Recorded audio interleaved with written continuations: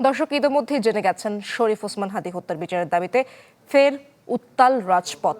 আন্দোলনকারীদের দমাতে ছররা গুলি ও টিয়ারশেল ছুড়েছে আইনশৃঙ্খলা বাহিনী। এতে ইনকিলাব মঞ্চের সদস্য সচিব আব্দুল্লাহ আল জাবের সহ অন্তত 15 জন আহত হয়েছেন।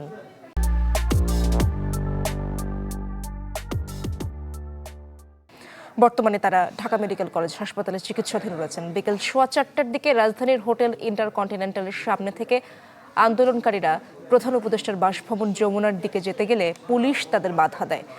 এ সময় ব্যারিকেড ভেঙে সামনে এগোতে গেলে পুলিশের সাথে সংঘর্ষ বাধে। এমন অবস্থায় আপাতত কোনো জমায়েত না করার ঘোষণা দিয়েছে সংগঠনটি।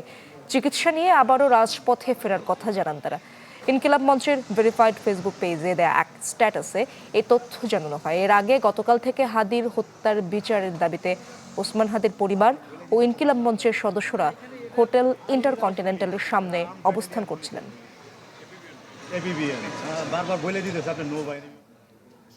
দর্শক, এ বিষয়ে সবশেষ আপডেট জানার চেষ্টা করব মোহাম্মদ শফিকের কাছ থেকে।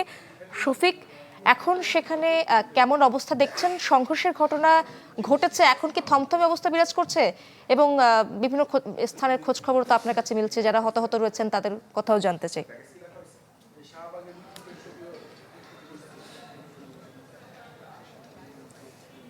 আপনি যেটি বলছিলেন যে থমথমে অবস্থা বিরাজ করছে কিনা, আসলে এখন এই মুহূর্তে ইন্টারকন্টিনেন্টাল যে মোড়, সেই মোড়ে থমথমে পরিস্থিতি বিরাজ করছে। তবে যে ঘটনাটি ঘটেছে বিকেল 4টার পরে, সেই ঘটনার প্রতিবাদে অর্থাৎ ইনকিলাব মঞ্চের যারা আন্দোলন করছিলেন তাদের উপরে পুলিশের বা আইনশৃঙ্খলা রক্ষাকারী বাহিনীর যে জলকামান নিক্ষেপ সহ যে তাদেরকে ছত্রভঙ্গ করে দিতে যে চার্জ করেছে পুলিশ, সেটির প্রতিবাদে এই মুহূর্তে একটু পরেই অর্থাৎ 6:30টায় জুলাই মঞ্চ তারা শাহবাগ মোড়েই একটি প্রতিবাদ সমাবেশের ডাক দিয়েছেন। সেখানে কিন্তু আস্তে আস্তে জড়ো হচ্ছেন ইনকিলাব মঞ্চের নেতাকর্মী সহ যারা এই হাদী হত্যার সুষ্ঠু তদন্ত চান জাতিসংঘের অধীনে, তারা যুক্ত হচ্ছেন বা জড়ো হচ্ছেন শাহবাগ মোড়ে। হয়তো বা 6:30টার পরেই তাদের সেই সমাবেশটি শুরু হবে।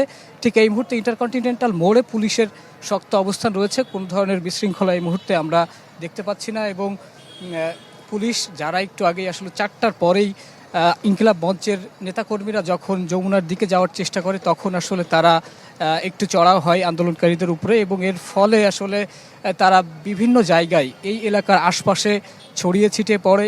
এই মুহূর্তে তারা বিক্ষিপ্ত অবস্থায় রয়েছে এবং আইনশৃঙ্খলা রক্ষাকারী বাহিনী তারাও আসলে তাদের প্রতি আহ্বান জানিয়েছেন যে কোনো ধরনের, যেহেতু যমুনার সামনে ওই এলাকাটি 144 ধারা জারি বা ওই এলাকায় যে কোনো ধরনের সভা সমাবেশ কিন্তু নিষিদ্ধ, তো সেই বিষয়টির প্রতি সম্মান রেখেই বা এই বিষয়টিকে মানতেই আসলে আন্দোলনকারীদের প্রতি আহ্বান জানিয়েছেন আইনশৃঙ্খলা রক্ষাকারী বাহিনী। এবং তারাও বলছেন যে নির্বাচনের আর আসলে বেশি দিন নেই, নির্বাচন ঘনিয়ে এসেছে। ঠিক এই মুহূর্তে তারা কোনো ধরনের বাজে পরিস্থিতিতে পড়তে চান না বা বাজে পরিবেশ তৈরি হোক সেটিও তারা চান না। সেই বিষয়টিকে মাথায় রেখে আসলে তারাও আন্দোলনকারীদের বলেছেন বা তাদের প্রতি আহ্বান জানিয়েছেন শান্তিপূর্ণভাবে আসলে তাদের দাবি দাওয়া কীভাবে আদায় করা যায় সেই পথটিকে বেছে নিতে। এর বাইরে আসলে আমরা দেখেছি যে কয়েকজন আহত হয়েছে। ইনকিলাব মঞ্চের সদস্য সচিব আব্দুল্লাহ আল জাবের, তিনি ঢাকা মেডিকেলে এই মুহূর্তে চিকিৎসাধীন রয়েছেন। একই সাথে আরও কয়েকজন কিন্তু আমরা দেখেছি যে ওই সময়টাতে কিন্তু ট্রেয়ারশেল, ইটপাটকেল নিক্ষেপ হয়েছে এবং লাঠি চার্জ করেছে পুলিশের, ফলে বেশ কয়েকজন আহত হয়েছেন এবং সেই যারা আহত হয়েছেন তাদেরকে চিকিৎসা দেওয়া হচ্ছে। এবং সেখানে নাসিরউদ্দিন পাটোয়ারি তিনি গিয়েছেন এবং তাদের সাথে আসলে দেখা করেছেন বলে আমরা জানতে পেরেছি। এবং এর বাইরে আসলে এই মুহূর্তে ইন্টারকন্টিনেন্টাল মোড়ে যে অবস্থা সেটি আসলে আমরা দেখাচ্ছিলাম যে কোনো ধরনের অপ্রীতিকর পরিস্থিতি বা এই মুহূর্তে কিন্তু শান্ত পরিস্থিতি বিরাজ করছে ইন্টারকন্টিনেন্টাল মোড়ে। পরবর্তীতে কি হয় সেটি কিন্তু নিশ্চয়ই দর্শকদের জানিয়ে দেব আমরা পরবর্তী খবরে। শফিক, অনেক ধন্যবাদ। যেমনটা জানাচ্ছিলেন আপনি, একটি প্রতিবাদ কর্মসূচির কথা আমরা শুনছি। সেই প্রতিবাদ কর্মসূচির পরবর্তী আপডেট অবশ্যই আপনার কাছ থেকে জানার চেষ্টা করব। দেখতে পাচ্ছি সহকর্মী ফয়সাল হোসেন যুক্ত আছেন ঢাকা মেডিকেলের সামনে থেকে। ফয়সাল, সেখানে জামায়াত নেতাকর্মীরা এসেছেন, সাংবাদিকদের সাথে ব্রিফ করেছেন, কি বললেন তারা পরিদর্শন শেষে?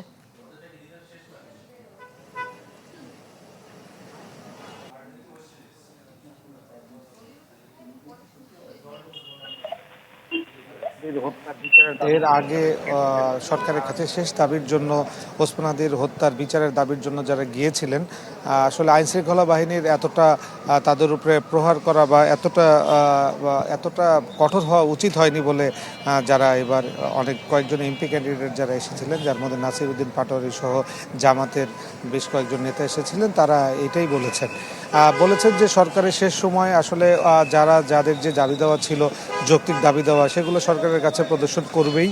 সরকারের উচিত ছিল যতটুকু নমনীয়ভাবে সেটি সমাধান করা, কিন্তু এই কঠোরভাবে দমন করতে গিয়ে কিন্তু প্রায় 40 থেকে 50 জন গুরুতর আহত হয়েছেন। তারা ঢাকা মেডিকেলে ভর্তি আছেন। কিছুক্ষণ আগে জাবের ঢাকা মেডিকেলের চিকিৎসা নিয়ে এখান থেকে চলে গিয়েছেন। আমরা যেটা জেনেছি যে হয়তো তিনি অন্য কোনো মেডিকেলে বা আপাতত প্রাথমিক চিকিৎসা নিয়ে এখান থেকে তিনি চলে গিয়েছেন। এছাড়া যে 40 জন এসেছিলেন তার মধ্যে বেশ কয়েকজনই এখান থেকে চিকিৎসা নিয়ে বের হয়েছেন। কিছু এখানে চিকিৎসাধীন আছেন। অনেকে পড়ে গিয়ে আহত হয়েছেন, অনেকে রাবার বুলেট লেগেছে, অনেকে দাবি করছেন যে পুলিশ তাদের উপরে অতিমাত্রায় লাঠিচার্জ করার কারণে তারা কিন্তু অসুস্থ হয়ে পড়েছেন। অনেকে টিয়ার সেলের ধোঁয়ায় অসুস্থ হয়ে পড়েছেন। তো এরকম অনেকেই এখনও চিকিৎসা নিচ্ছেন। চিকিৎসক আমাদের কাছে বলেছেন যে যারা গুরুতর তারা ভর্তি করেছেন এবং চিকিৎসা দিচ্ছেন, আর যাদের প্রাথমিক চিকিৎসা নেওয়ার দরকার ছিল সেসব তাদের প্রাথমিক চিকিৎসা নিয়ে চলে গিয়েছেন। কিছুক্ষণ আগ পর্যন্ত প্রচণ্ড ভিড় ছিল ঢাকা মেডিকেল ইমার্জেন্সিতে, এখন অনেকটাই স্বাভাবিক পরিস্থিতি বিরাজ করছে। অনেক নেতাকর্মী আসছেন তাদের দেখতে। এছাড়া শাহবাগের অবস্থান যদি বলি, আমরা এখান থেকে যতটা শুনেছি যে শাহবাগে হয়তো 7টার দিকে একটা প্রেস ব্রিফ করবে ক্লাব মঞ্চ থেকে, তারা হয়তো জানাবে তাদের সর্বশেষ কর্মসূচি। তো এই ছিল মূলত ঢাকা মেডিকেল থেকে সর্বশেষ পরিস্থিতি। ফয়সাল, অনেক ধন্যবাদ আপনাকে। সেখানকার আপডেট রাখছিলেন ফয়সাল হোসেন, যুক্ত হয়েছিলেন ঢাকা মেডিকেল থেকে। হতাহতদের খবর জানছিলাম তার কাছ থেকে।